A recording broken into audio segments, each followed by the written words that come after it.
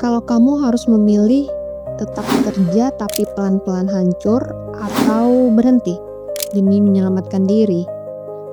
Sebentar, sebelum kamu jawab, coba jujur dulu. Berapa kali kamu bangun pagi dan berharap itu nggak pernah dimulai? Selamat datang di ruang narasi, ruang untuk berhenti sebentar dan jujur pada diri sendiri. Apakah kamu sedang bertahan atau sebenarnya sudah terlalu lelah untuk melanjutkan? Hari ini kita akan bahas satu hal yang sering dipendam. Bolehkah kita resign karena kesehatan mental kita udah nggak baik-baik aja? Jawaban singkatnya boleh, bahkan dalam kondisi tertentu itu perlu. Ketika pekerjaan sudah mengganggu kesehatan mental menyebabkan stres berlebih, kecemasan, burnout, bahkan kehilangan makna hidup, maka resign bukan lagi sekadar pilihan karir, tapi bentuk self-preservation. Bayangin bangun pagi bukan dengan semangat, tapi dengan rasa sesak. Masuk kerja bukan untuk berkembang, tapi sekedar bertahan. Kalau itu terjadi terus-menerus, yang rusak bukan cuma pekerjaan, tapi diri kita sendiri. Secara logis, manusia tidak dirancang untuk berada dalam tekanan kronis tanpa jeda. Dalam jangka panjang, ini berdampak pada produktivitas, kesehatan fisik, dan relasi sosial. Sebagai manusia, kita punya tanggung jawab bukan cuma untuk bertahan hidup, tapi juga menjaga kualitas hidup. Kalau kita lihat dari teori psikologi, khususnya hierarchy of needs dari Abraham Maslow, kebutuhan manusia itu bertingkat. Di level dasar, kita butuh rasa aman termasuk keamanan psikologis. Kalau pekerjaan justru mengancam rasa aman itu, maka kita sedang berada di kondisi yang tidak sehat secara fundamental. Maslow menjelaskan bahwa sebelum seseorang bisa mencapai aktualisasi diri, kebutuhan dasar seperti keamanan dan kesehatan mental harus terpenuhi. Jadi kalau kamu merasa hancur di tempat kerja, itu bukan karena kamu lemah, tapi karena kebutuhan dasarmu sedang tidak terpenuhi. Banyak praktisi kesehatan mental juga sepakat mempertahankan lingkungan kerja yang toksik hanya akan memperpanjang luka psikologis. Tapi ada juga suara lain, resign itu nggak profesional. Semua orang juga stres, kenapa kamu nggak kuat? Kerja itu memang harus tahan banting. Benar, dunia kerja memang penuh tekanan, tapi ada perbedaan besar antara stres yang menantang dan stres yang merusak. Stres yang sehat mendorong kita berkembang, stres yang tidak sehat membuat kita kehilangan diri sendiri.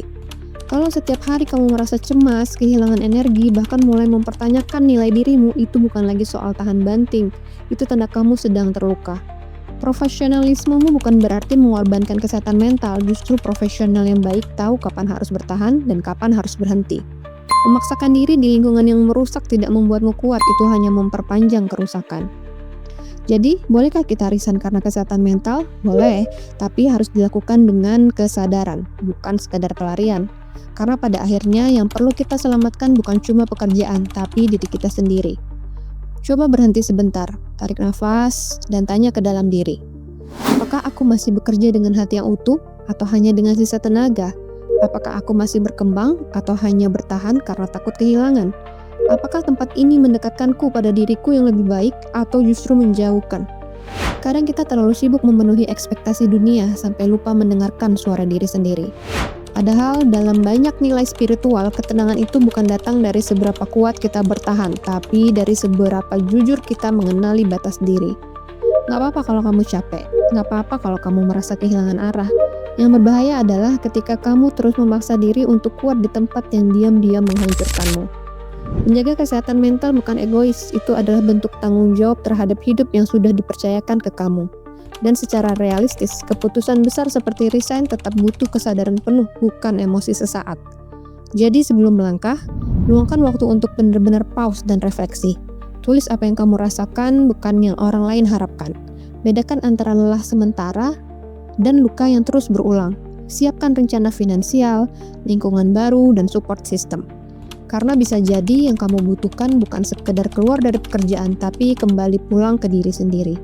Dan mungkin untuk pertama kalinya kamu berhenti bukan karena menyerah, tapi karena akhirnya kamu memilih dirimu sendiri. Mungkin selama ini kita terlalu sibuk mencari tempat yang tepat, sampai lupa memastikan apakah kita masih utuh di dalamnya. Kadang yang perlu kita lakukan bukan bertahan lebih lama, tapi berhenti sejenak untuk mendengar apa yang selama ini kita abaikan. Karena hidup bukan tentang seberapa kuat kamu menahan lelah, tapi seberapa sadar kamu menjaga dirimu tetap hidup secara utuh. Kalau hari ini kamu sedang berada di titik itu, di antara bertahan atau melepaskan, ingat satu hal ini. Kamu tidak kehilangan arah, kamu hanya sedang diajak untuk kembali pulang ke dirimu sendiri.